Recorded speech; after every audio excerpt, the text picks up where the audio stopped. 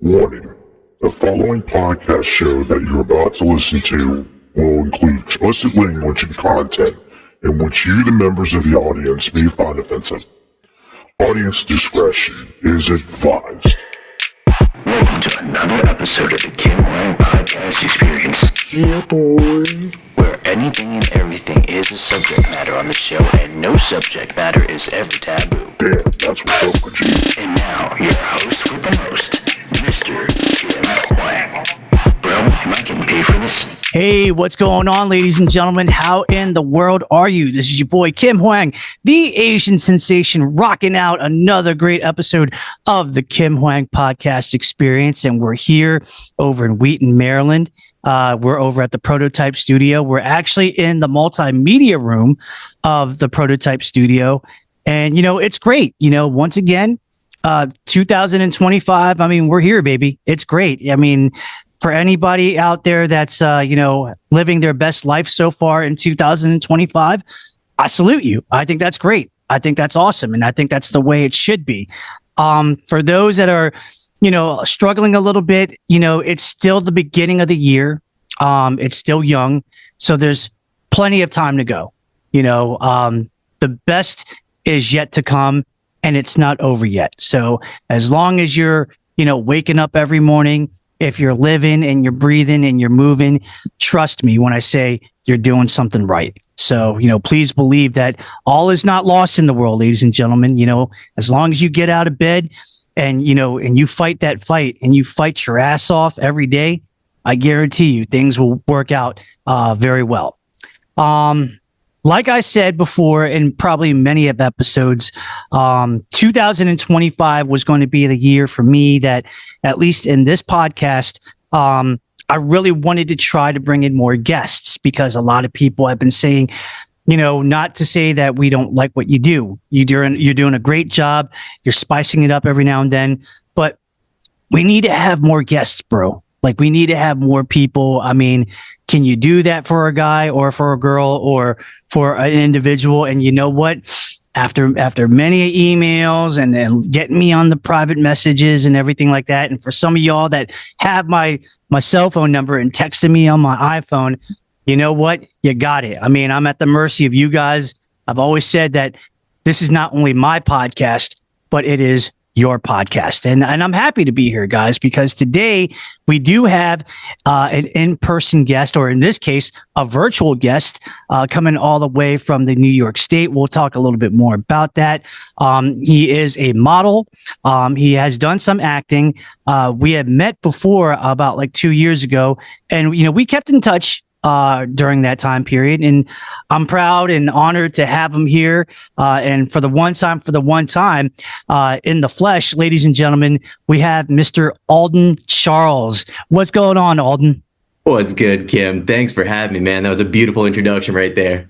Oh, thank you. We aim to please and we aim to work hard every single day here on this podcast show. So better believe I come correct and I try to be on point with it.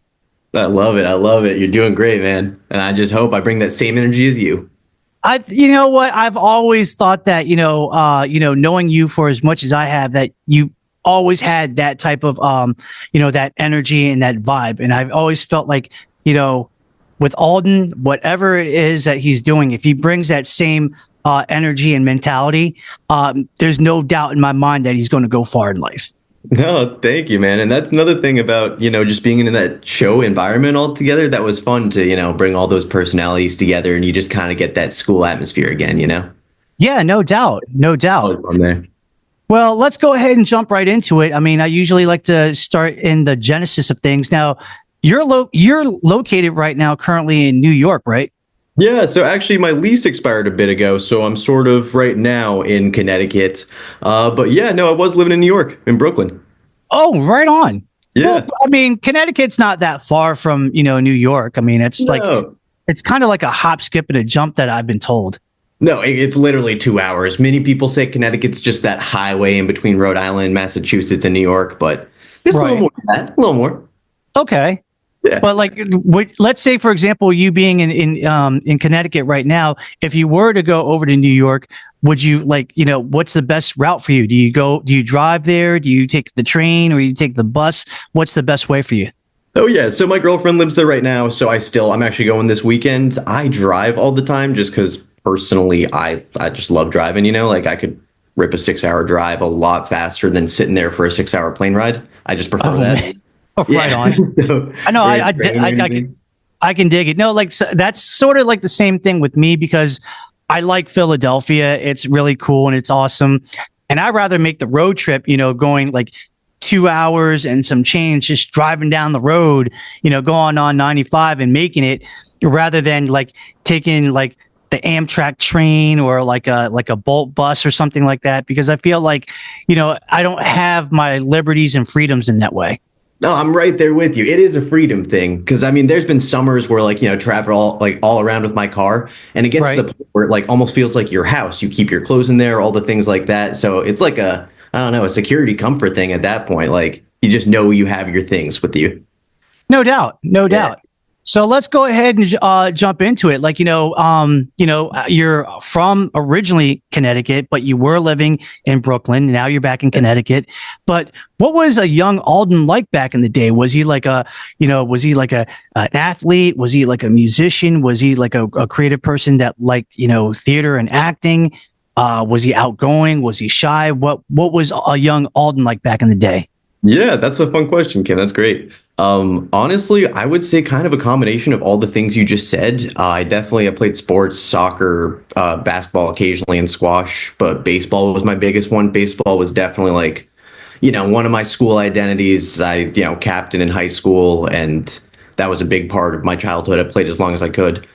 Nice. But aside from that, music, acting, and everything was also still a passion as a kid. I've been doing school plays and town plays since I was like 10. I've been playing guitar since I was 9. That's been a big part of my life ever since then.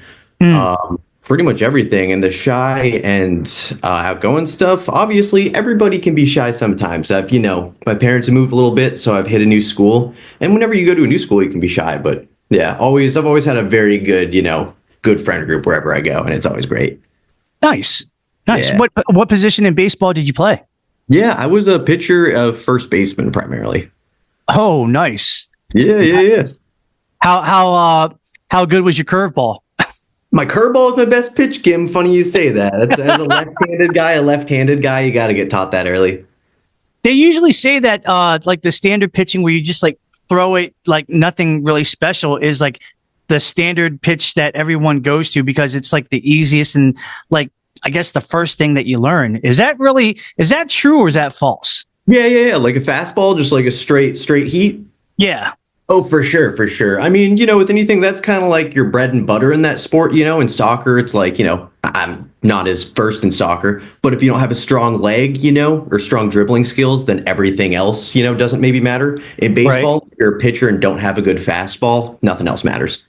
Wow. Yeah. Was your original, well, let's just put it this way. Did you ever have like a dream where like, because you were a baseball player that you wanted to, somehow play for like an NCAA team and then make it into, major league or AAA? Was that your original like thought process? Like, like this is what I wanted to do at first?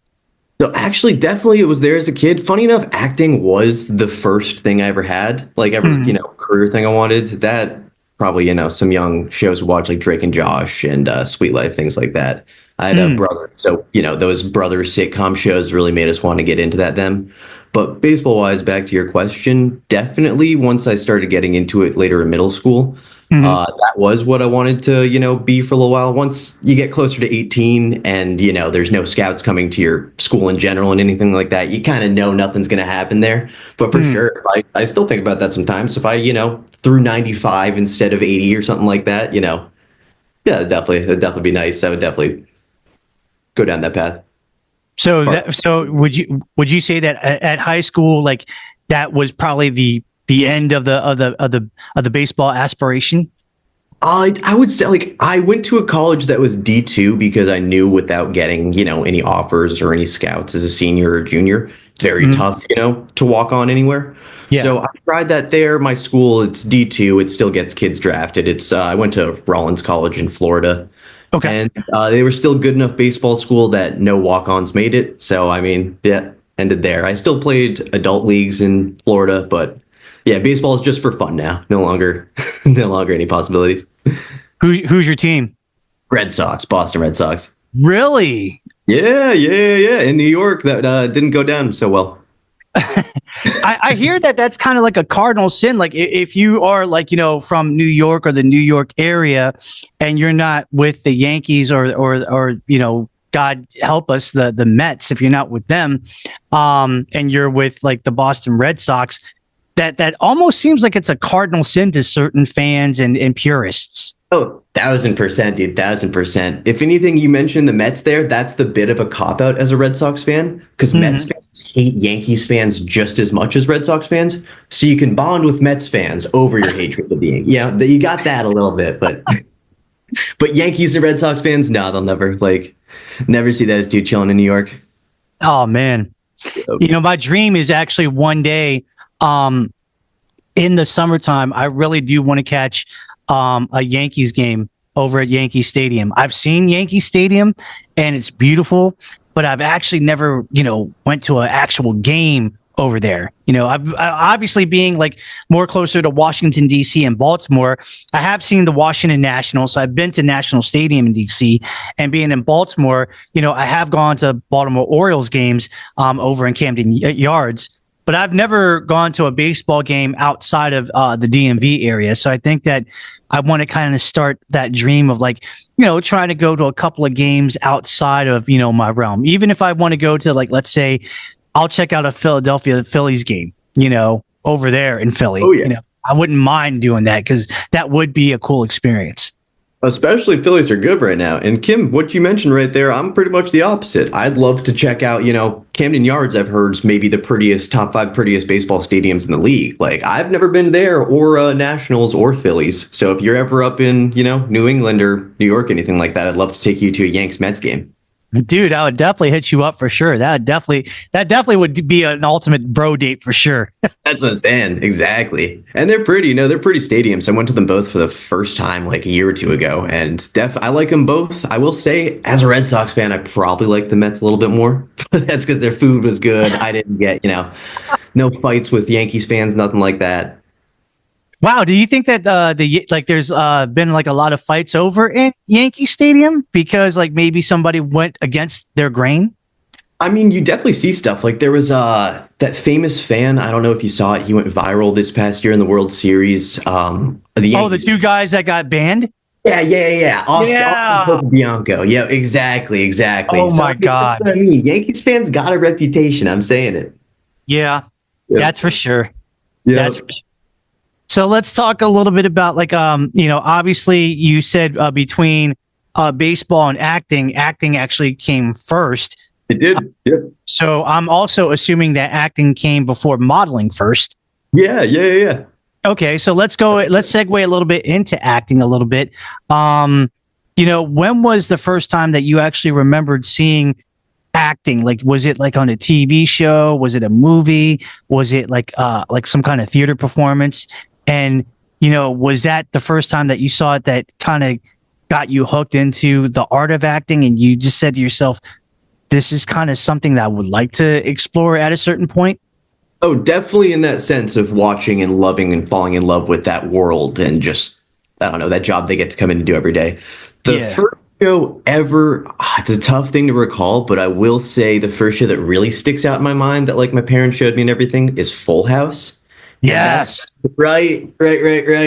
And that's just got everything. It's got the family. It's got the sitcom. It's got like, the cool uncles, the nerdy dudes, just all the different archetypes to kind of, fall in love with a different thing there.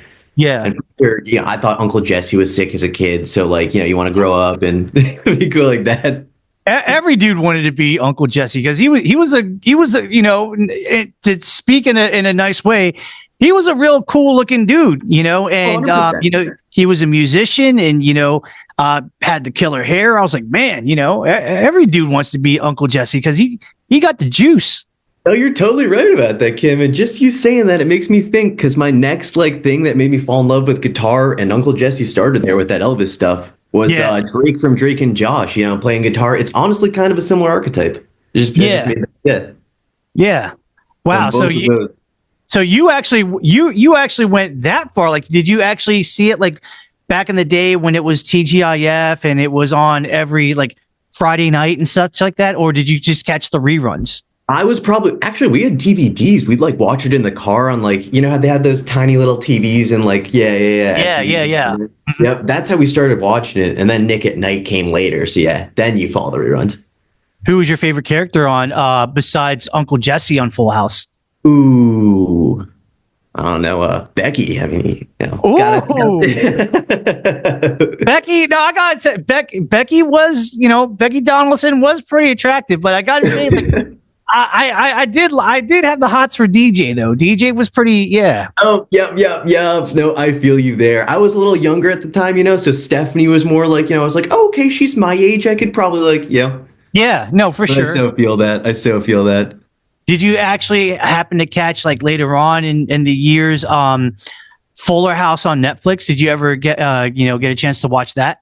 Yeah, I did. It's actually funny you say that because I think I just recently it popped up on my Netflix and I was like, there's still a season I haven't watched of this. I kept up with it every once in a while throughout the years. So yeah. I think I watched the first couple episodes of the last season, didn't finish it, but it's funny you say that because I just watched it recently.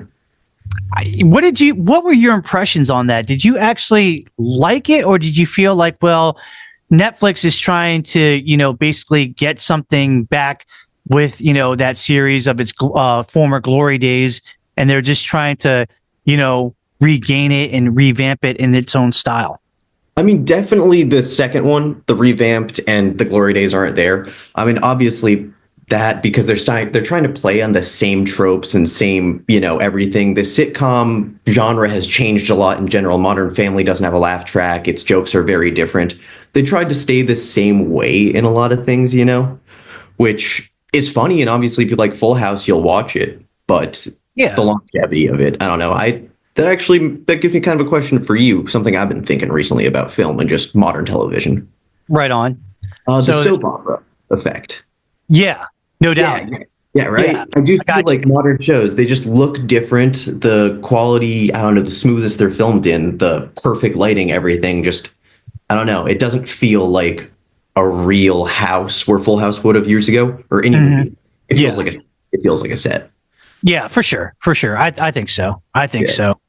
So knowing that Full House was kind of like the motivator, where did you go from that point? Did you decide hey, maybe I should start checking out maybe a couple of clubs over in school, or maybe just try out locally on local theater shows, or maybe try to be an extra on maybe a TV show or a local movie that might be filming in the area? Where did you go?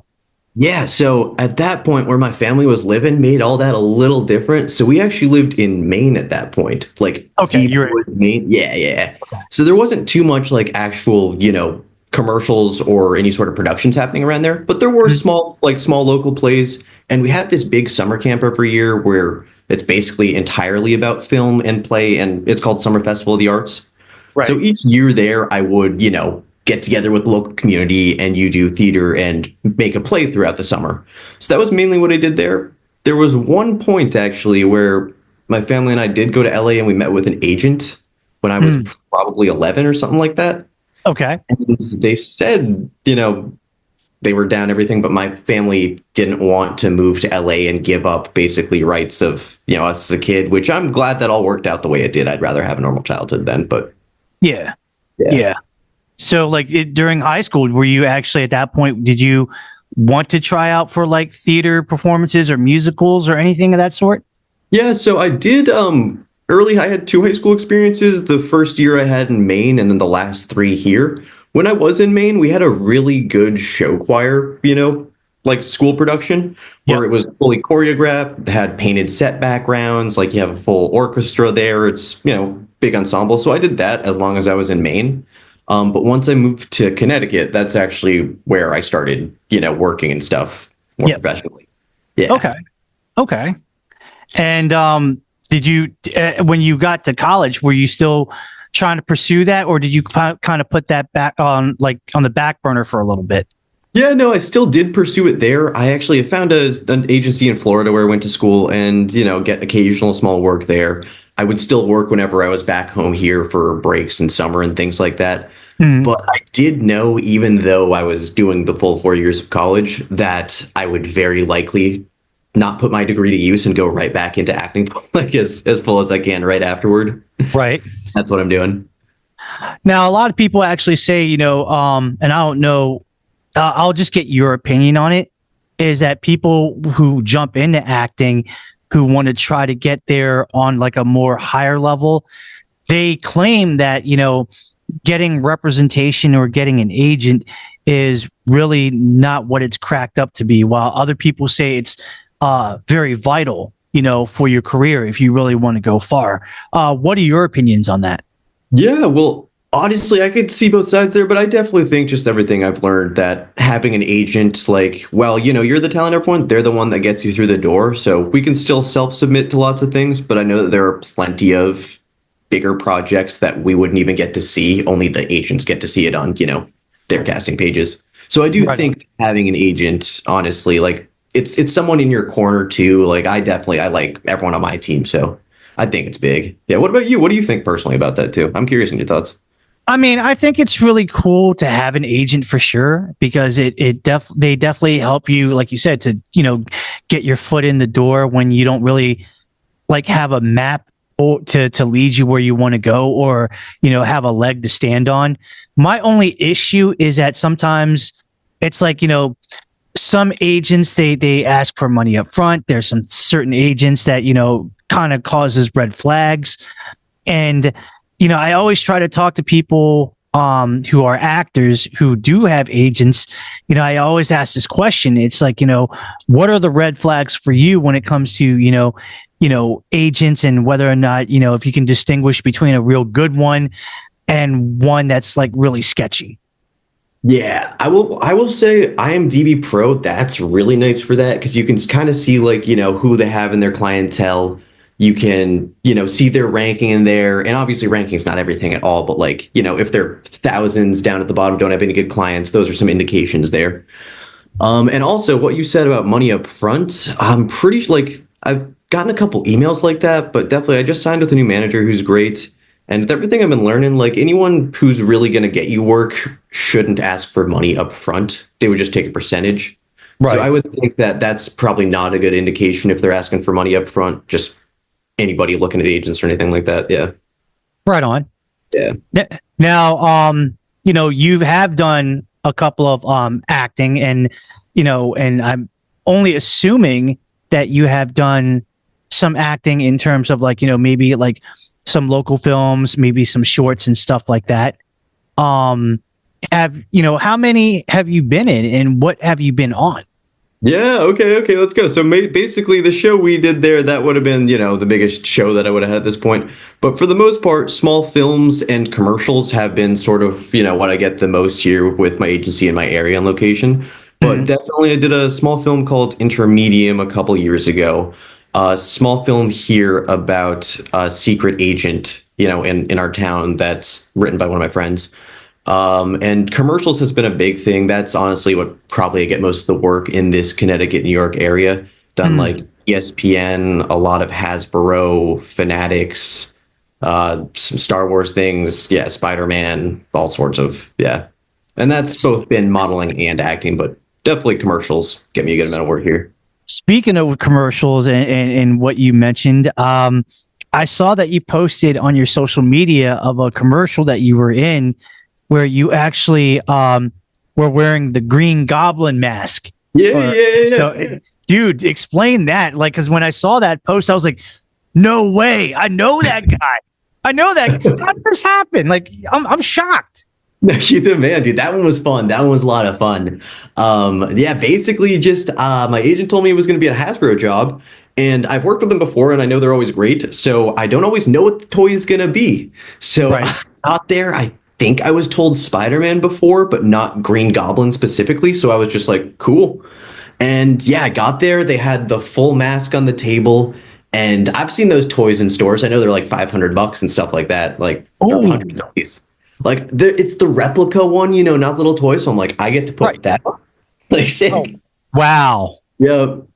So basically, yeah, that just nice fun day of basically being the Green Goblin, and I got to do the voice too, which was both fun, and I'm just very glad that made it into the final cut. How long did it take for you to film all that? 12 hours, something like that. Oh, so it was a 1 hour day. Yeah. One day or one day or 1 day. Yeah. Yeah. One day, not a 1 hour day. It was a one full day. Okay. Nice. Exactly. Which is super nice. And like I said, Hasbro, they're so chill, super chill. Nice. Yeah. What was it like being on the set, like filming for that and being on the set for like 12 hours? That had to be like, although it does sound fun because of the nature of it. Yeah. But it had to be long and taxing at a certain point. Oh, for sure. All those jobs can be. I will say this, everyone has their different pluses and minuses. This one was pretty chill because, you get into a room and I feel like I've met some of the guys in there before, working with Hasbro. So I feel like they seem familiar. They felt the same thing. Mm-hmm. But they had nice couches. They were all super chill. And a lot of the time I was just kind of chilling around with them while they'd set up in exchange for shots because it was all just, the green room was so close. Right. Stand-in, which was pretty nice, don't usually have a stand-in, so that was definitely nice to have one. And we all kind of just chilled, went out to lunch, nice free lunch, but overall just a very chill day. Felt like you worked with everyone for a while. Would you say that being an actor for let's say for a national commercial like Hasbro and so forth is a lot more easier than the acting that is on let's say theater stage or on film? Well, not if you have to memorize a lot of line. If you have a paragraph, a monologue, or a couple pages of dialogue, definitely I do think that's harder. Not just the memorization, but obviously it's just a lot more dialogue. You have to get coached before that to make sure your emotions are all on point. You know what you're feeling for every line there. Yep. And so for overall, I would much rather, I want to be doing film and television jobs like that. But definitely it's harder, I think, than commercials. Definitely it's harder. Wow. I would have thought the opposite because mostly with commercials, it's more body language and body action as opposed to a lot of dialogue compared to what you're used to seeing in TV shows, film and theater and so forth. Okay, I could see that. I could definitely see it from that perspective. Yeah, I would say that they kind of have some of the same, same attributes a little bit, because there are, and depending on the scene you're filming in a movie, can be a lot of body language and things like that too.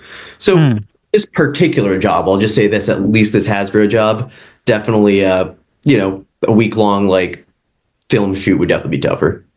Nice. Yeah. Nice. I want to go back a little bit because, like I said before, we met 2 years ago and in a project that basically never made it. And I don't want to name any names or anything like that, so forth, and I don't want to name the title of the project, but you and I know what the project is.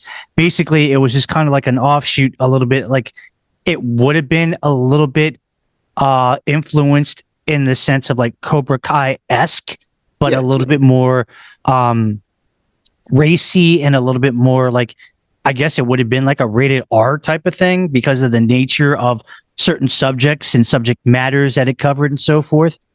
Number one, how did you hear about that project? And number two, what was at the time the deal maker for you to say, you know what, I think I'm going to go ahead and do this project? Yeah, so for me, a couple things there. I remember I found it online on casting networks, I think. I had been, applying to a good amount of things.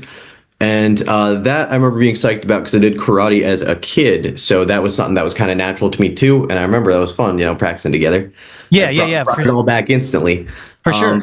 Definitely had some I loved doing karate. This sounded like a cool show, both cool training. You would get to do physical work at the same time. I, loved everything about that. And also, definitely, well, it was far because I drove from New York to Maryland for that. It was far, but it sounded fun. It sounded getting to see a nice new area. The people Right. were good once I met you guys. And, because my role got expanded once I got there too. I was originally a smaller character. And then when I got bigger, I got to meet all you guys before. So I was like, oh yeah, I can definitely come back and hang with you guys.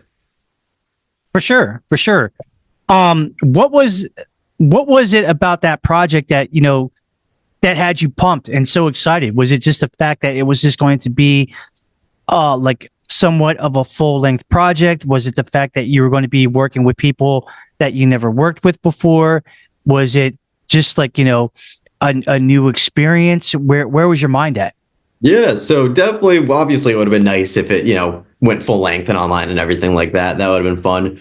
But definitely a big part of it is sometimes, you just read a description of a scene or of a character or something, and you're like, oh, I understand that. I've lived that. I know, like, I know this world, Mm-hmm. I know karate. This is like, it was set in high school. We were all, around high school age for it. And it's just, I understood the character. I understood the world, the everything. It's just something that, you can jump right into and already have some experience in, when you see it, it just makes it more fun. What did you think, like, during the process and even the aftermath of, like, how, it was filmed and, how they actually did it and so forth, and, the behind the scenes? What were your impressions? Yeah, no, definitely. It was honestly badass, especially the training beforehand. That was super impressive, the boot camp and everything. I've never been part of anything like that. So that's something that really, really sticks out to me about that whole experience. But filming wise too, I remember it was a lot of fun. It sucks that, it got closed down midway through and everything like that, just because I remember having a blast on it. And yeah, it felt like it was starting to get closer and closer the further we were there. When you've actually, well, number one, how did you find out that, they shut it down, that they shut productions down? Like, what was the thing that you just said, oh my gosh, I just got the news, or I just kind of figured it out? Like, how did you find out? I think I had been slowly sort of starting to figure it out, because like one weekend got canceled or something like that. And I was like, okay, that seems sus. But I remember we got a text or something that says it was on hold indefinitely. And I remember being like, okay, that's probably not going to come back, indefinitely. Like that's when I sort of put everything together. But definitely the text made it, pretty clear this was going to be the end. What were your impressions when you finally found out about that and you came to that realization? I mean, were you like, it is what it is? Were you, ticked off? How were you feeling? I obviously know that's how the show business works. Like, shows get canceled all the time. Obviously, you're bummed. Like, it'd be great if it worked out and everything, came to fruition and made its way to Prime and everything like that. But Right. I was definitely bummed. I'm sure everybody was, but it's show business, and that's what happens, and everyone's still awesome. Yeah. I mean, I have talked to a couple of people that were casted, and some people that were casted that unfortunately, for a lack of a better term, they just walked off port. You know what I mean? I will say this and again, this is the part where I try to not name any names because, I want to respect confidentiality and so forth. But some of them weren't really happy about the situation because, it was like, it sounded like a real good opportunity. They wanted it to happen. And then when it just kind of like, fizzled the way that it did, they just felt like, man, that was a waste of time because, we never got a chance to really see it go into fruition. And the fact that we did all of this work and there's no evidence, what's the point? And, even some of them, said probably a little bit more things, that are not nice. And I'll just, I'll just say it like that to keep it, rated PG, but, not nice. And I was just like, I kind of get it because in a way I feel the same way a little bit, like how they are. And I sympathize with them and I get it, but I also get what you're saying.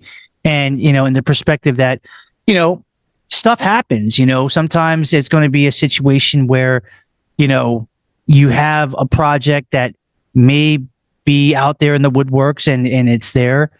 And sometimes you might have a project that unfortunately it looks good on paper, but that's the result. Like it's only stays on paper. There's no actual visual evidence. You know what I mean? Like we won't be able to see it on Tubi or on, Prime Video or, Pluto TV and stuff like that.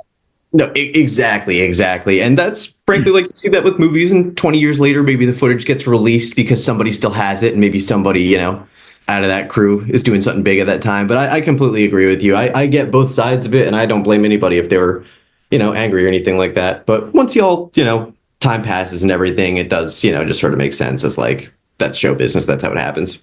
Yeah, for sure. But, that being said, that, that you had that moment and that experience that never really, went through, knowing that you went through what you did, are you still thinking about pursuing acting, or is that going to be put on hold? Oh, no, totally. Acting, I still audition all the time. If anything, the acting has been more on the forefront since then. Because after getting a taste of it, I want to keep doing, I want to be part of a show like that or a movie like that that's going to be filming for a lot longer and everything. And That would be the dream. So I still do audition and, all the time. Right now, actually, the goal is working with my manager to find representation out in LA to get bigger movies and projects like that there. Because where I'm at right now, my agents will occasionally send me, I get a lot of commercial work. But the film and TV stuff, it'll be more few and far between in Connecticut and New York. I gotcha. Well, let's talk a little bit about, modeling, because, you have done that. When did that happen? Because I've heard, that you are, but I never really got the full details on how and when and all of that, how it started, like the beginning of the journey of that process. Yeah, no, so that was actually a funny one, and I guess when I tell it, it's going to sound like maybe a little stereotypical now, but I was actually just in a mall, funny enough, and I was just walking through, like, my local mall here in Connecticut, like, in high school. I was 16, and I don't even know who it is. I don't think she works at my agency anymore, but she was just in the mall and asked me if I had ever done anything like that before, and I guess she gave me her number, her card, something like that. I just gave it to my mom, and it's like 10 years ago or something like that. And it's basically my mom just set up the meeting. We met with them, and I started working when I was, like 16 or 17. I, funny enough, actually lost my spot on the soccer team senior year because of that. Oh, wow. Yeah. But did it bring like a lot of like opportunities? Like, did you do like a lot of print work or like, commercial work through your modeling? I mean, how did that go? Yeah, no, definitely. They honestly, like, starting right in high school, right then, definitely runway work. Like, I'll do a lot of like, shows where like bridal shows, fashion shows, things like that. Commercial print work, stuff for like Bob's stores. And, that was like early on. My agency's grown with me throughout the past couple of years. So early on, they'd get me smaller work. And now since then, the same people are the ones who get me like, Nerf or, Star Wars or things like that. Okay. Yeah. So they worked then. And basically, yeah, I model and I still model, but throughout high school, that's when I say would be my peak. Now I'm really full force into acting. I will still, gladly and love doing any modeling jobs that are nice enough to be, thrown my way. But right. Definitely, yeah, acting is full force for me. Did you ever have like any aspirations at the time? Like, hey, I want to go out there and model internationally, like the big names and the big wigs, because they're making it pretty big in that industry and so forth. And that could be like an opportunity for me, because at that point, if I do modeling in that sense, it might open another door for something else. Say, for example, like acting. Oh, for sure. I always thought of the two sort of as like two halves of the same whole. But definitely with modeling, I always knew like I was very happy and I was confident to be doing it. But I always, sort of had in the back of my mind that like I could probably do Ralph Lauren and stuff like that. But like, you know what I mean? I'm not like a super hyper six pack type. Like, you know what I mean? There's like different kinds of models there. I'm like, I can model, but I'm probably not like a world fashion model, something like that. So like definitely I'll model for now while I'm still, nice and young and, can really do all these things like that. And, skin's perfect and everything. But definitely now I'm starting to be like, okay, I'm pushing 30. Like, I want to be an actor. I'm going to focus on that. I'll still model, but definitely I got a good coach right now, and I'm basically practicing all the time to make acting number one. What do you think that the stereotype is for like models? Like, what is the common misconception when, people say things about models? You know what I mean? Yeah, I mean, I don't even know. I feel like, because I'm skinny, but I feel like they want you, like, I don't mean anorexic or anything. Like, I'm pretty skinny, but like, Right. there's just a different level, or not even different level, like maybe a uniqueness or something like that. Like, maybe it's just me comparing myself or something like that. I don't really know, but I always felt like, I am handsome, but like, I don't even know. Like, I just don't have a six pack or like, certain things, just really clothes wise, honestly. Like, Right. yeah, Right. like my thighs, like I could kick a baseball harder, but maybe they're not like skinny jeans. You know what I mean? Like I Yeah. might not fit into skinny jeans well. My muscle, I have too much muscle or something like that. Yeah. Because like the things that I've been hearing, the stereotype is like, you got to be like very like, if you're a dude, you got to be handsome looking, or if you're a woman, you have to be very beautiful looking. You got to have like a certain body type. It's got to be in very great shape. You know what I mean? Things of that nature. And that's one of like, if anything, that's the main stereotype that I've heard. I don't know if that's 100% true or it's true to a degree, but that's what I've heard. Yeah. I mean, it's like true to some degree, obviously, for like, some categories like runway, they want you a little taller for and things like that. So some things, height or maybe like your hairstyle might matter more in. But overall, I just, do feel like not anyone, if you're good looking or, have good characteristics, you can make a very successful modeling career. But just to that level where it's like you're going to retire by 40 and it's going to be a huge moneymaker for you early, like worldwide fame. I never really, that was never my dream, maybe. So that maybe that's part of it. But I also just saw myself more as an actor than like I don't know, Yeah. Like, yeah. I feel that. What do you think is harder? Do you think the modeling world is a little bit harder, or do you think that the acting world is a little bit harder? That's tough. That's actually really tough. Like for me personally, I just feel like you're more self-conscious about yourself when you're modeling. So I feel like that's just tougher in that way. Acting might be more different things to consider and more traits as part of your job on a day-to-day basis, But modeling, I feel like it does affect your mental health and like your whole life a lot more. So I feel like that's the negative.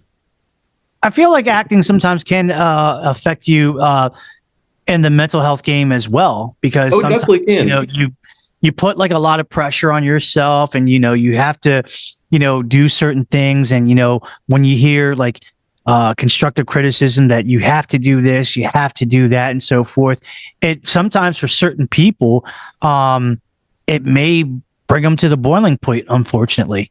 Oh, 100%. And those things you said right there, they are some of like, that similar mindset that you have to deal with in both. And really, as an actor, especially if you're having to train or cut down for a role like that, I could see that being worse than modeling in that way, Right. Yeah. Right. So would you ever like, if the opportunity did present itself and they said, hey, Alden, we would like you to to do like a modeling tour, all over the US and some parts of Europe, would you actually go through the door and say, yeah, I'll do it? Or would you have to consider a few options on the deal? No, I mean, as long as it's a fair deal, everything is, no one's getting taken advantage of. I totally would do it. I love modeling and love everything about it. I just, I just love acting more. Yeah. So I still love it, and obviously I'm happy to love modeling whenever. Yeah. I feel you. Yeah, right. It definitely, like I said, two halves to the same coin, that kind of vibe. Definitely just as a kid, I had so much inspiration with like, those shows, and it was a love of mine early as acting. More so modeling, it's kind of like, you think I'm good looking enough? Okay, thanks. I'll take that. Nice. I mean. Now, before we actually recorded, I talked about it, and I'll bring it up again. You showed me a lot of guitars and bass guitars that were hung around the walls of your background and so forth. So, I mean, can we say that Alden is also a legit musician? Alden is a semi-legit musician. Alden plays pretty well. Yeah, I play pretty well. I've been playing since I was like 10. I played really hard up until high school. I can still play well, but I haven't improved maybe since I was like 19 or 20. Okay. Yeah. Are you more of a guitar guy or are you more of a bass guy? Oh yeah, definitely guitar guy. Yeah, the guitars in here are all mine, and then we got a couple basses too that are my little brother's. Yeah. Okay. Basses. Yeah, he's really, really into the music. Music's definitely his, biggest thing. When was the last time you actually jammed out? Oh, that sucks. That's a good question. Probably since high school. It's kind of sad. Because my amp blew a few years ago, so I know we haven't been can't use that. That's actually really sad. I haven't realized that. It has been since high school. You know what? That might be a sign where, like, you know what? I'm going to save up some money to get like maybe not like a commercial amp, but just an amp that works so that, I can just go ahead and plug it in and just, mess around and so forth. No, exactly. It's like that's literally all we used to do. We have all these we listen to a lot of classic rock, so a lot of Kiss, Led Zeppelin, Guns N' Roses, and stuff like that. So we just kind of learn the songs. One of us learns one, and we're like, "Yo, you got to learn this so we can play it together." And then we just come downstairs here in this studio and just rip it, and it'd be so fun because we just pretend songs. We'd be like, "Yeah, we got to play this for our school, the next show or next music thing." So we did that once. Yeah, we did play for our school. That was fun. Nice. Nice. So let's go ahead and let me see a few more questions before we get to the main event of what I normally do. Knowing that you are going to do acting now on a more frequent basis, do you have anything lined up in the future in the world of acting, or are you kind of taking it on a case-by-case basis? Yeah, so definitely, I'm obviously auditioning all the time. There is one project that I'm with a couple people talking about writing. It's going to be, I don't know how much I can even talk about it, but it's going to be a short that's hopefully going to things like cons and some film festivals and stuff, and has the potential to get, turned into something bigger. Nice. Yeah, but that's in the works right now. Okay. That's cool. That's cool. I mean, I heard something and I heard that there's an opportunity where I possibly may get invited to where it's going to be filming in the Philadelphia area. So more towards the Jersey side. So if I hear anything, I'll definitely pass it along. I'll let you know about that. Yeah. Please do. Because the one thing I've always said, is that if there's ever an opportunity and I get in, I definitely want to bring in, people with me, especially those that were really cool with me because they deserve their chance and their opportunity, Completely agree. I completely agree with you, man. So, I feel like, hey, if there's an open opportunity, why not tell person A or person B? You know what I mean? Because they're trying to get into the come up as well. If anything, they're either just as hungry as you are trying to make it or slightly even hungrier because, that's the thing. That's the goal.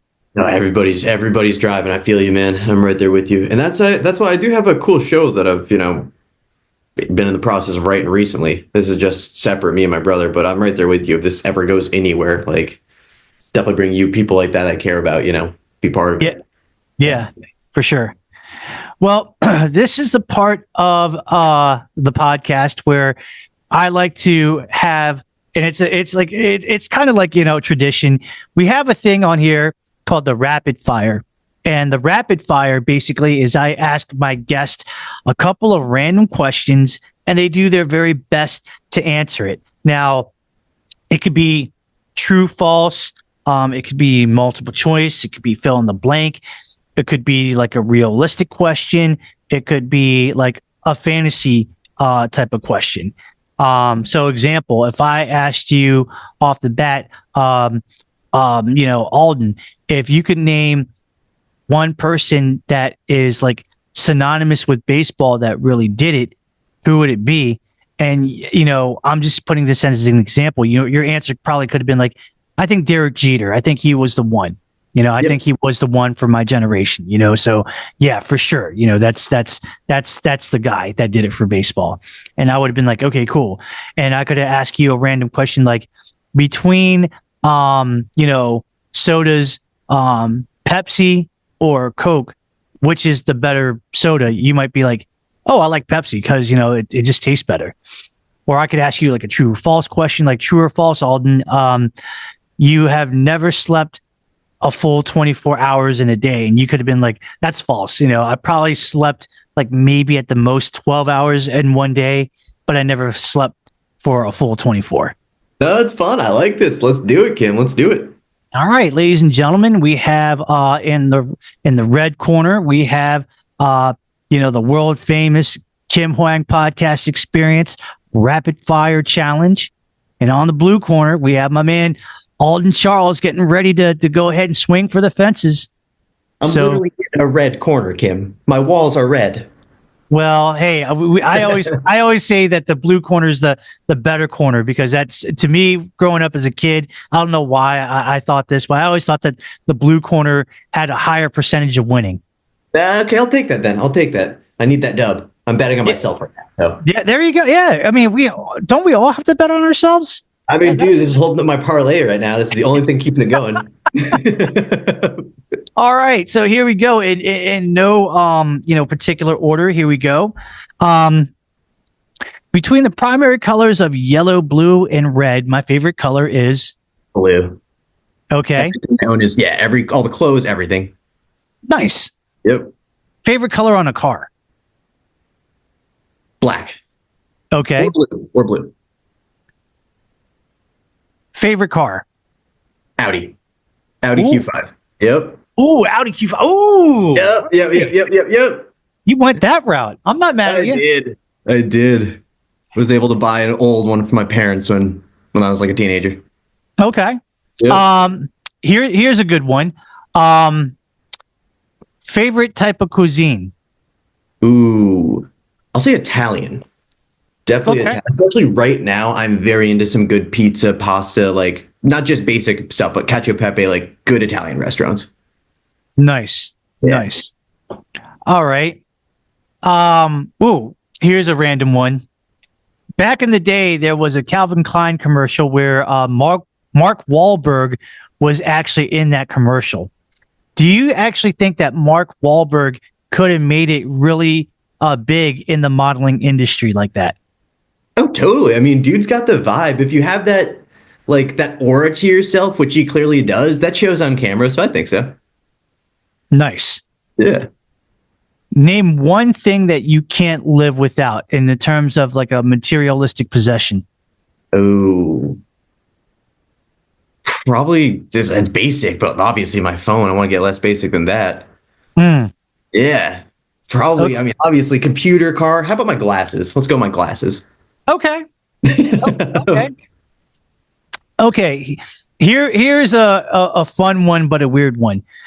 You wake up and you find out that your house is burning down and you can only take 3 materialistic possessions with you. What would you take with you? Okay, I'm glad you asked this because I just wanted to change my answer on the last one. So my PS5 is up there. That's hugely up there. It's up there. Oh man. Okay. That's going. That's staying.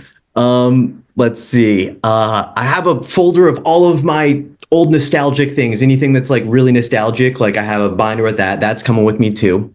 Mm-hmm. And then, do living things count? Animals? They get to come? Sure. I mean, it's your call. Yep. I'm taking the cats. Cats are coming. Okay. Yep. Okay. I'll put those first. Those will come first. Oh, hey. I mean, either way, it made it to the 3, so it's good. Exactly. Yeah. What do you think the hardest thing about modeling is? Hardest thing I would say is, especially for someone starting out, like anyone starting modeling, being camera comfortable, because that's something that can either come naturally to you, but if it doesn't, it definitely takes probably the longest to build up, you know? Yeah. Okay. Getting comfortable being there, yeah.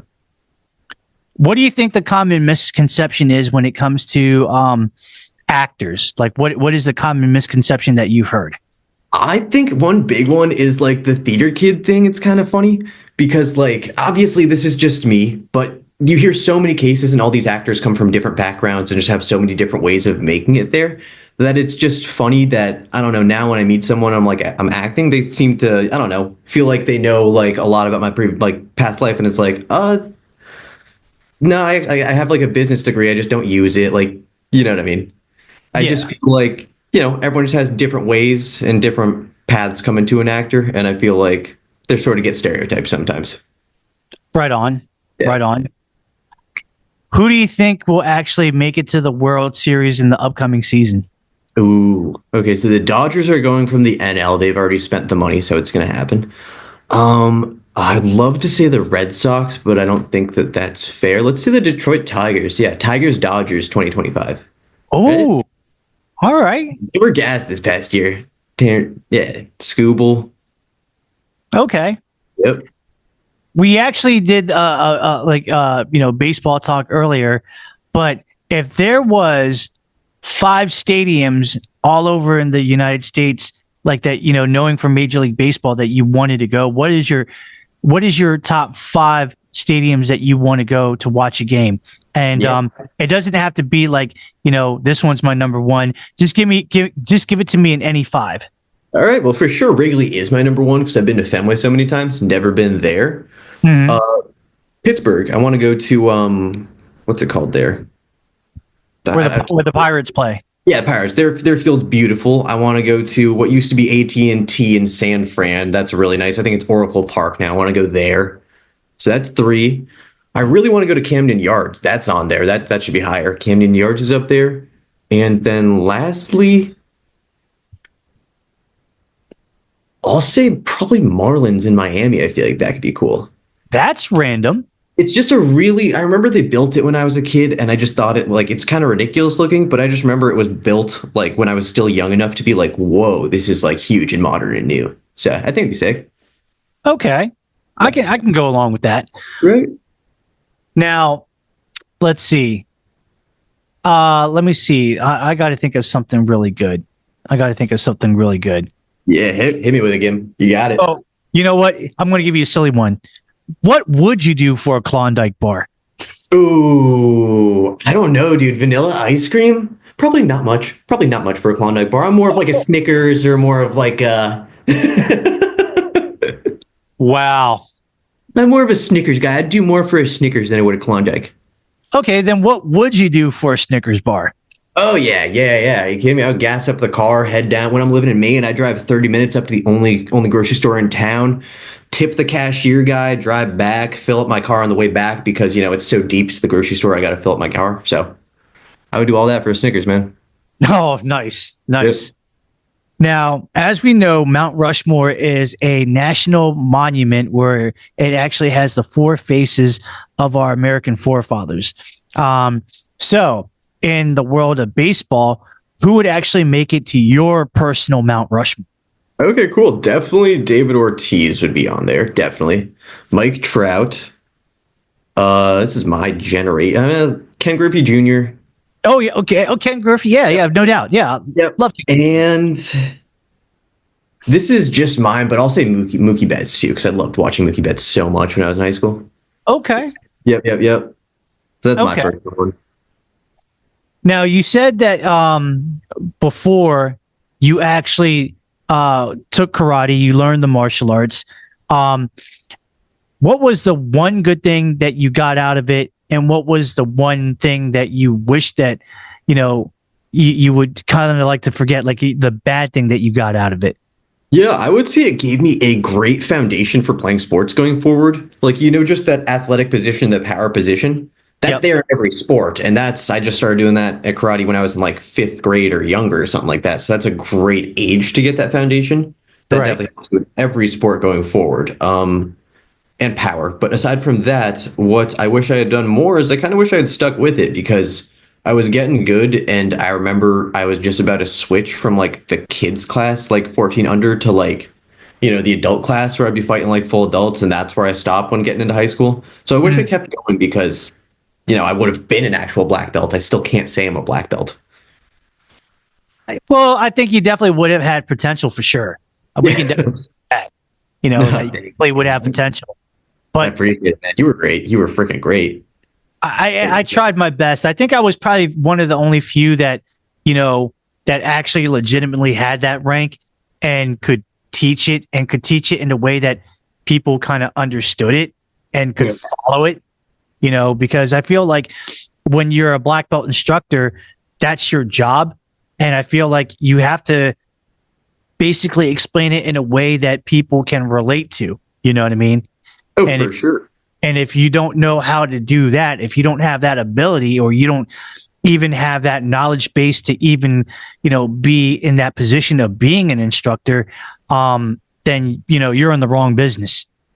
I'm right there with you, especially because not everybody at that on the show was like karate trained before, right? So you had to probably teach it to some people that were completely, new and just learning. Yeah. I mean, there was another person that was there that will remain nameless that tried to, teach and flex to be a martial arts instructor. And I'll give him credit that he got far. But I think that, the way that he went about it, I think it was kind of wrong. And I think that he didn't really teach it in the right way. And I felt like that was a little bit, unfortunately, a downfall. Okay, I don't think I knew about this. This is some new info, Kim. Hey, you got to be honest with the people, because if you, I mean, for me, I always feel like the proof is in the pudding, and I never hid the fact that I was a martial artist and I was a black belt, because I was very proud of that. But if you never really even got to that first level of that upper echelon, we can't really say that, number one, at least in my opinion, I feel like you didn't really get much out of it. And number two, I mean, you can only teach but so much, but not really have an in-depth understanding of, the how and the why and everything, and how it works and how to explain it, and how to demonstrate it. So, that's where it's at. No, completely agree. And you were like a real, like, are you a sensei in your own personal life or just a black belt? I mean, I'm a 3rd degree black belt for sure. So I guess you could say I didn't mean just a black belt. I mean, you know what I mean? Right. No, but I'm just being modest. Like, I'm a 3rd degree black belt. I mean, yes, I have helped taught and to be an instructor, but my mindset is that, I'm forever going to be a student. I'm always going to be learning, and I'm always going to challenge myself and try to, get better, now, as opposed to where I was before. So if you thought I was good then, I'm trying to work, twice as hard to be better than that. That's the same mindset you should have with acting and really anything that you're really committed to. But that is the same mindset I try to have with acting. So I love to hear that. Right on. If there was like a genre of film that you wanted to try and act in, but you never did, what genre would that be? Probably something very like a cop or military level action thing, because that's something I work with in my classes sometimes. And like, I can obviously be funny, and like, young roles just come naturally to me. But Right. definitely something with like a little more authority, or something where I have to present older, or more powerful than somebody, like a cop, or something government like that. I think that'd be fun, and it'd be more of a stretch for me. I'd like that a lot. Gotcha. Yeah. What's the one place in the world that you've been in that you felt like that was such a cool place to be at? Well, like your favorite, like, place that you've ever visited? This is a unique one. We went camping in St. John's, like the Virgin Islands, and literally had tents there is on the beach. Then we went with like good family friends. That might be one of my favorite vacations or places that I've gone, like, all together with my family. Right. Yeah, I'd say that might be, it's, not like a big palace or, something super luxurious, but that was like one of the things that sticks out the most. Nice. Rome's pretty cool too, but I prefer the beach. Oh, no kidding. Right, dude? Nice. Here's a fun one. If money was not an object and you had like an all expenses paid kind of offer to go anywhere in the world that you wanted to go, where would you want to go? Ooh. Probably. I would say somewhere like Norway, Europe, something like that. Somewhere where you can see the northern lights. I would love to rent something where it's snowy, like you're kind of cabiny in the woods, snowy. That's definitely my vibe growing up in Maine and New England. So I Nice. would say somewhere like Norway, somewhere where it's snowy, cold, and pretty. Nice. Yeah. Nice. Right. Definitely down for that. If there was advice that you can give to a young person who said that, I want to be in modeling and I also want to be in acting, or either or, what kind of advice would you give? Honestly, I would say get your photos and everything done. You can do that with a buddy, everything like that. Just starting whenever. You can start that at any age. Get your photos and headshots, as soon as you can. And really, I wish I had known this earlier. Especially as a kid, it's a lot easier to sort of submit online. You can really get your name out there a lot more easier than you think. So just submitting. I have a couple buddies ask me the same thing. I'm like, you can submit to some places online, like yourself right now. Right. That's the biggest thing. Just get yourself out there, make as many connections as you can, really, especially as early as possible. The younger you start, the more of a leg up that is going forward. Here's an interesting one. With the acting that you have done and the acting that you have done but never made it, what is the one good takeaway that you have learned through those experiences? And what is the one bad takeaway that you've learned from those experiences? Yeah, good takeaway is that it's all worth it. Even if this doesn't come to screen right there, that is on set experience, that's on camera experience, all of that, is very important. Maybe it doesn't make it to IMDb or anything like that, but it's very important for us for knowing what we're doing on the next time we're on a professional set like that, anything like that. And on the negative side, I would really, it's just a bummer when it gets canceled like that. It would have been nicer for me personally to have lived closer, so it's less of a financial, thing to travel. Right. But aside from that, really, I just kind of saw it as a learning experience and everything like that. It would have been nice to, have it make it or anything, but really, I guess just be okay, that is the experience right there. That things can't get canceled and not always go perfectly. This year in 2025, two major music acts are going to hit back on the road again. One of them is Linkin Park. The other one is Oasis. If you had to choose which band that you would rather go to see them in that particular concert, who would you pick and why? Guess I'll go Linkin Park because I swear I know a couple of their songs. I don't think I know any Oasis songs. Oh, wow. Really? Yeah, I know it's rough, but I don't think I do actually. I know some Linkin Park songs though. Side question. What do you think about the new, the female singer? Of Linkin Park? Yeah.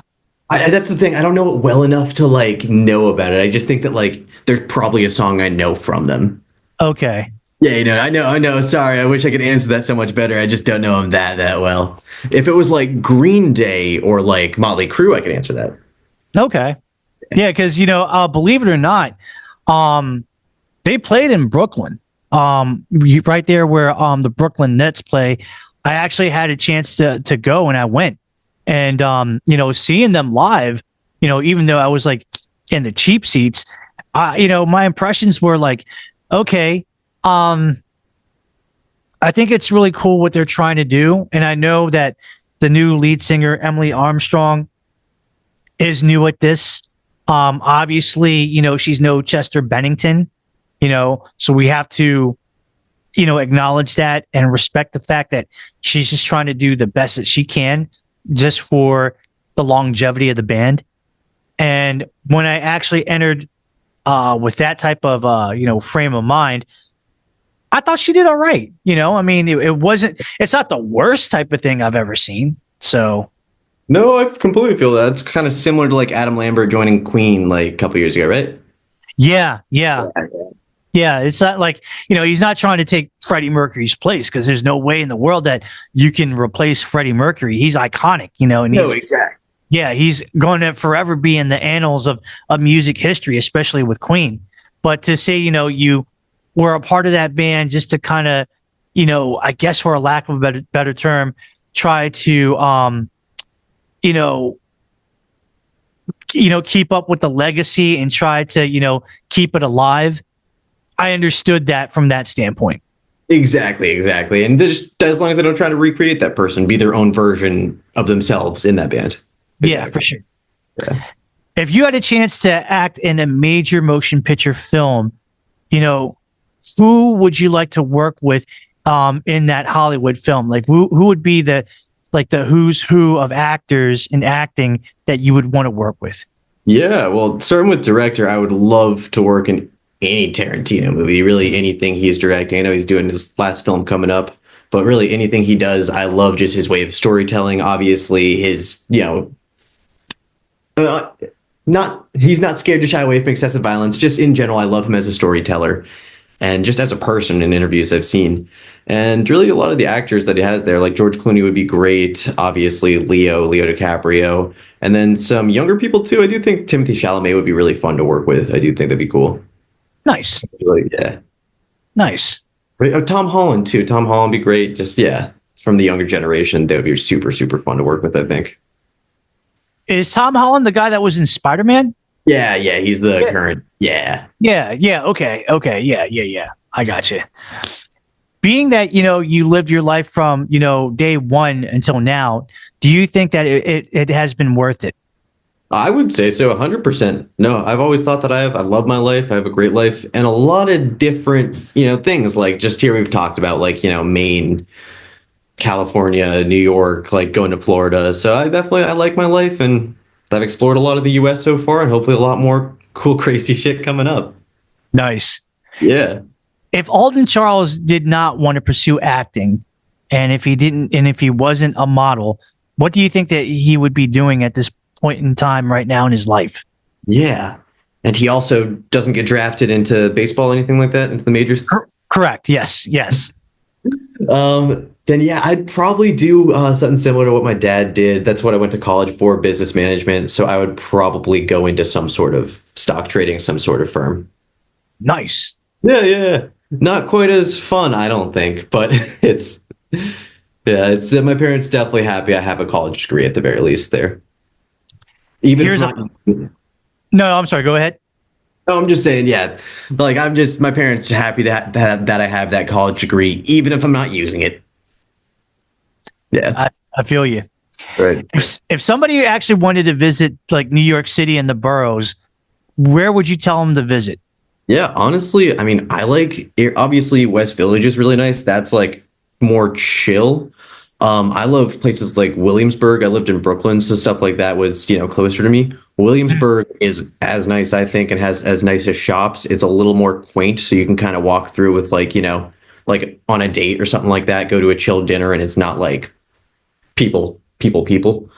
Yeah. Aside from that, Dumbo is my favorite. It's where that famous, bridge picture is always taken.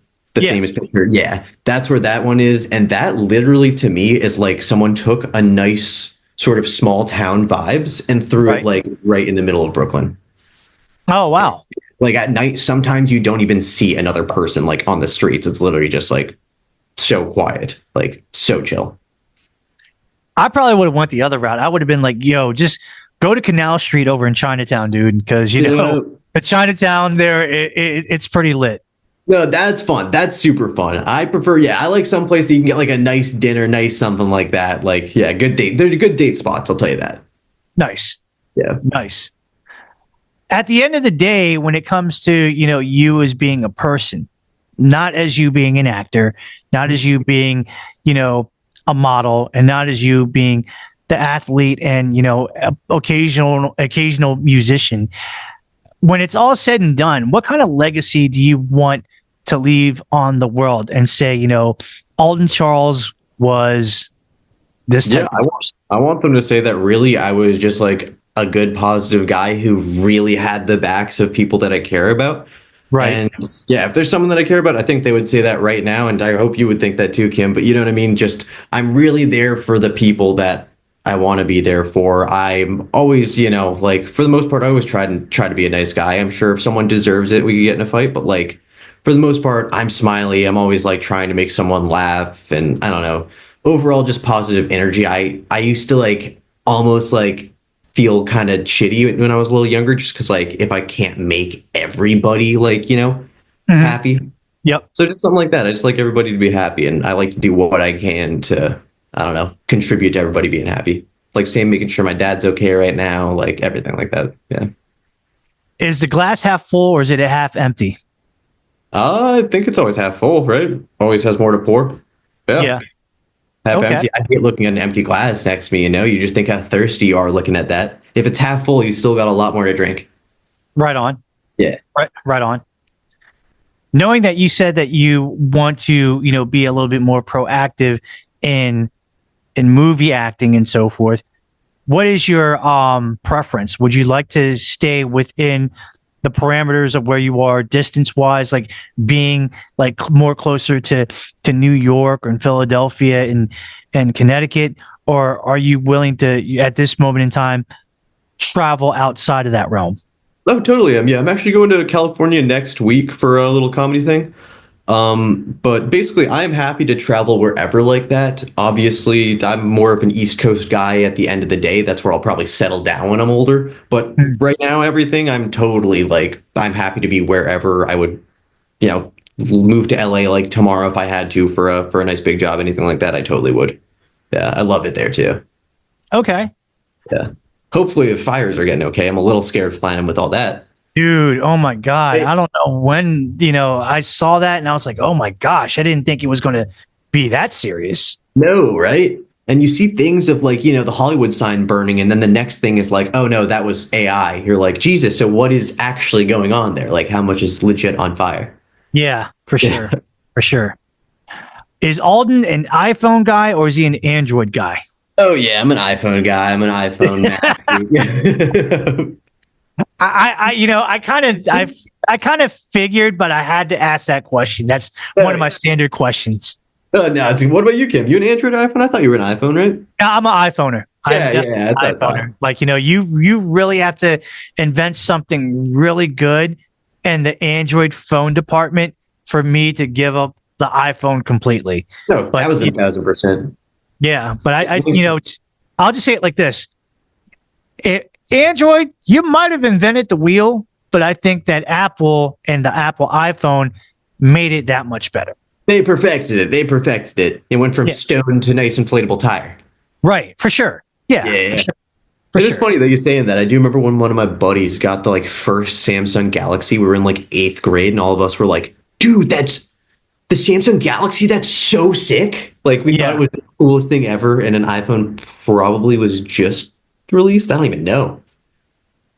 That's fair. Weird. It's so funny. Spotify or Apple Music? I'm an Apple Music guy. I always, even back before when Spotify was bigger, I still was a downloading music guy. I still downloaded. Nice. I was a little behind on that. A little behind. If you could actually name the last 3 songs or artists that you listened to on your iPhone that might have been on your playlist, what is it or who are they? Oh, Jesus Christ. How to get you there? How to get you there, man? No, you did. Can I take a look? Yeah, go for it. I mean, if you let's see. need to cheat, go right ahead, bro. I'm not mad about it. I know. Let's see. So I got some Milli Vanilli. Oh no! Yep, some Blink 182. There you go. Yeah, a lot of pop stuff. Some Green Day. Oh, Green Day? Yeah. Sorry, punk stuff. Yeah. Okay. Yeah. I'm not mad about that. That's pretty awesome. That's what I'm saying, especially because Green Day was hype when I was young, so it's sort of come back full circle that now I feel like I'm listening to my childhood music for some reason. It's so weird. Okay. I'm like, dude, this was classic when I was a kid.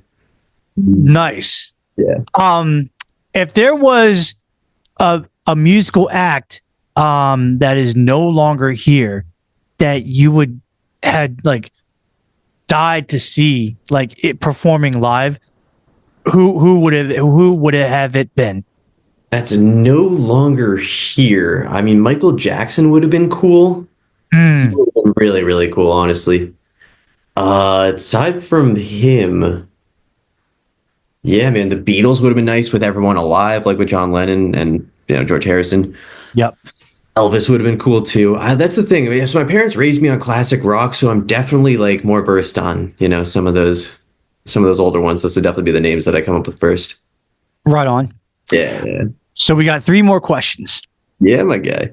Okay. You said that you have a PS5. Hell yeah. What am I playing? Yeah. What are you playing? So obviously MLB The Show.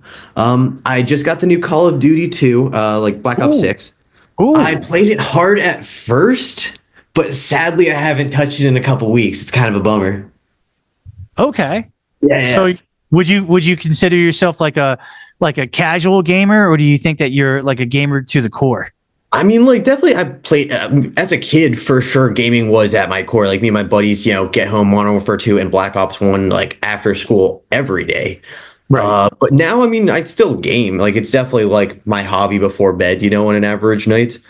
But I'm more likely to get my ass kicked now. You know what I mean? In an online game, like, I'm way more likely to get just like destroyed in Call of Duty. Like, I'm probably a coin flip in MLB. Like, yeah. But I will say, it's one game that I've still been playing? What's that? Skyrim. Oh, okay. Yeah. Because I just figured out mods and things like that, and I actually just got a PC, so I'm playing that whole thing fully modded out. Oh my God, Kim, I gotta tell you, dude, it's so cool. Nice. Nice.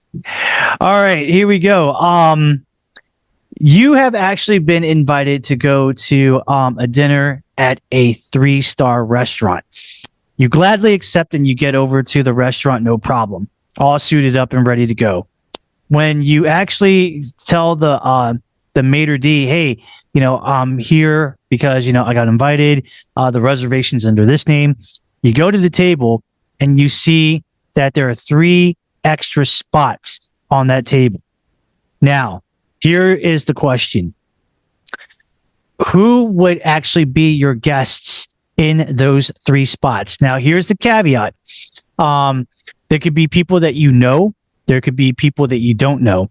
It could be someone that is an average Joe. It could be somebody that's famous. It could be somebody that is alive and well. It could be somebody that is deceased. Who would you invite knowing that there's only 3 spots left? I just thought of a great crew, a fantastic crew for that. So there's a bunch of ways I'd want to answer this, but this one that I just came up with, I think is too perfect not to say. So my dad's from Brooklyn, raised in that whole era. I would love to have him there, Robert De Niro, and James Gandolfini. No. Dude, oh my guy. That's the crew. That's a crew. That's the crew, all right. That's what I'm saying. I just sit there being like the Chrissy of the group, How do you think that dinner and that conversation, how do you think that would go? And, what would you guys talk about? Super interesting. So So honestly, I don't know where they're all from. Is Robert De Niro from New York? Is he a New York guy? I think he is. I think he legit is. Yeah.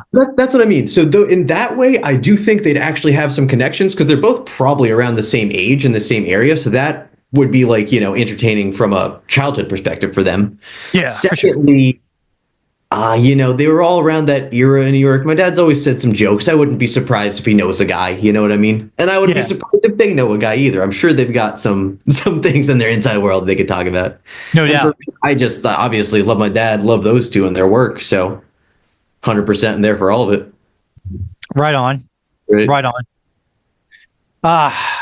Last question and the final question. And I think this is a silly one. But, it's also kind of serious in a sense, too, I think. Yeah.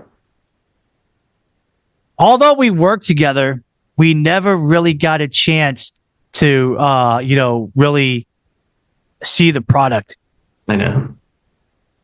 If there was ever another opportunity where our paths would cross and we could possibly work together in another project, would you take that opportunity? Oh, 1,000%, Kim. Are you kidding me? You're the man. I would 1,000% take that. I'm just sure both you and I would want to make sure that the paperwork's a little, read over by someone beforehand. Yeah, for sure. As long as that's all good, of course I would work with you again, man. You're great. I appreciate it, dude. No, but to be fair, I mean, you were great too, man. I mean, there were definitely a lot of cool people that I met, and you were definitely one of them for sure. Definitely a person that I was like, man, I could kick it with this guy very easily. There's no drama between us. There's no beef. It was just nothing but love and good times. Exactly. And, That's what I'm saying. yeah, and I just wish that honestly that all projects and all actors could have that mindset. It would make things a lot easier. You know what I mean? For sure. And I feel like if you have those ingredients that you're working with, there's no doubt in my mind that the project that you're working on is going to be a great project, and most likely, we'll get to see it at the end of the tunnel. No, I completely agree with you. All my favorite shows, I think that same thing, that like you hope they're actually friends and they actually get along that much, just make filming it and all of that much more of an enjoyable project. So I'm just happy that our crew was a good crew and we got to experience that. So that's the good part that comes out of it at the very least. Even if the project doesn't go online or anything like that, we still have a good crew and good connections. Everything came out. Do you still keep in touch with like a lot of those guys, or not as much? So Nelson, I've texted every once in a while since then. Nelson, I've texted. Think Mahari messaged me. Aside from that, not too much. Like I know that like you and I have been talking the last couple weeks, but aside from that, it's more so like an old high school text. Like you text every once in a while, and it's tough to keep going all the time. But nice. Yeah. Nice. But I still do talk to them. Oh, cool. Yeah, No doubt. Well, this is the part of the podcast show where I give my guests the floor to do whatever they want to do. So, case in point, if you want to give a shout out, if you want to talk about things that are going on with you, like, like something major, catastrophic that you want to say, hey, I got this lined up. If you want to, give any information to like social media or where you can be contacted, or again if you want to give like a shout out to like a significant other or like some friends or whatever, this is your moment. I'm going to give you the floor to do whatever it is that you want to do, say what you want to say, and leave it on the note. So at this point, floor is yours, man. Go for it. Yeah, that's beautiful. Thank you, Kim. So first I'd like to say thank you for having me again. And yeah, I guess my Instagram is _Alden Charles _. And just like a little message right here with the last month with, I mentioned a little bit to you, Kim, but yeah, everything that's been going on with my dad, I've been seeing the fragility of how life can be sometimes, and, how up and down things can go for people, especially during the holidays. Like, I don't know if everyone out there who has all their family members and everybody has their health and everything, do not take that for granted. Always be happy to have your loved ones there. And thankfully, my dad will hopefully be recovering fine, but definitely just, during the holiday seasons, just don't take your loved ones for granted. That's for sure. Yeah. Got to give a special shout out to Alden's dad. I know that you're battling, sir, and you're fighting the fight. May you still be in good health and see many more great years of your wonderful life. Oh, yeah. And, may you continue to live a strong and healthy life. Yeah. You're the man, Kim. Thank you for that, dude. Yeah, no doubt. I mean, Alden, this has been fun. I know this, we've been talking about this for a long time, and, I'm really glad that we got a chance to once again, reconnect and talk about, yourself and your creativity and just, your thoughts in general. It's been fun. It really has been fun. And, if you ever want to come back and run it back again and say, I want a round two, you got it. We definitely will definitely give you the skeleton key. You can come right into the back door and just tap me on the shoulder like, hey, I want to make another episode. And I'll be like, okay. That's cool. Hell yeah, Kim. I love that. I love that. And same to you if you're ever in Connecticut or New York or anywhere, like just we can meet up if you want to hit a Mets game, a Yankees game like that. I would love to. I would love to. And I'm obviously letting you know if I'm in person in Maryland or anything like that too. Yes, sir. Please do. I mean, we definitely got to get you. Like, I don't know if you're always if you're down for it, but we got to get you a crab cake. Oh, dude, I know. I've never had a legit Maryland crab cake. I've had those outside the state, but nothing in there. Oh, sir, you have not lived unless you actually had a crab cake from the state of Maryland. It is proper. It is definitely proper. I need to, because I've grown up in Maine. I obviously love Maine lobster. So just like seeing that, I need to try blue crab there. Yes, sir. Yes, sir. Yeah. Absolutely. Well, I mean, again, you have an open invite to come back, man. We definitely appreciate the time. And if you happen to have some free time, once again, let's do a round 2 for sure. I love it, Kim. I love that. We'll keep in touch, and then I'd love to get something scheduled. Yes, sir. Yes, sir. Ladies and gentlemen, that is going to basically wrap it up here for another great episode of the Kim Hoang Podcast Experience. Again, ladies and gentlemen, season 4. I didn't think that I was going to get through season 1, but to have 4 seasons is amazing. Absolutely amazing. And we're going to go ahead and do the closing show notes. You would think after 4 seasons, I'd mastered it to the T. No, I don't. So in no particular order, here we go. I am on social media, guys. You can go ahead and find me on number 1, Facebook. Find me under the search box and type in the Kim Hoang Podcast Experience.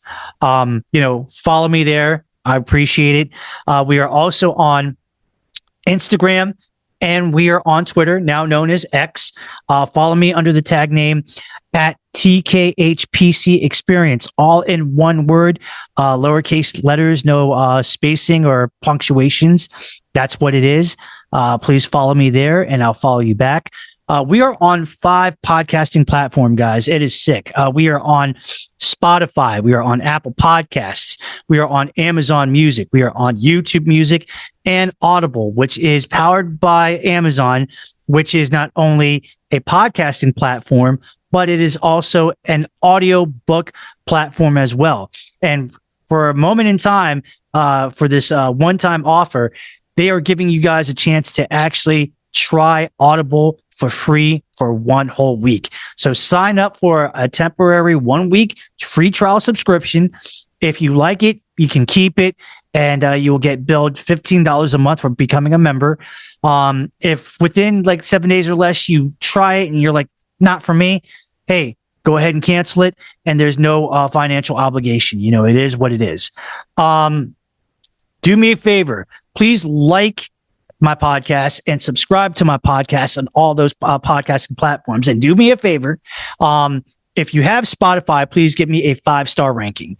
If you have Apple Podcasts, which most people, if y'all have an iPhone or an iPad, that's totally free for us.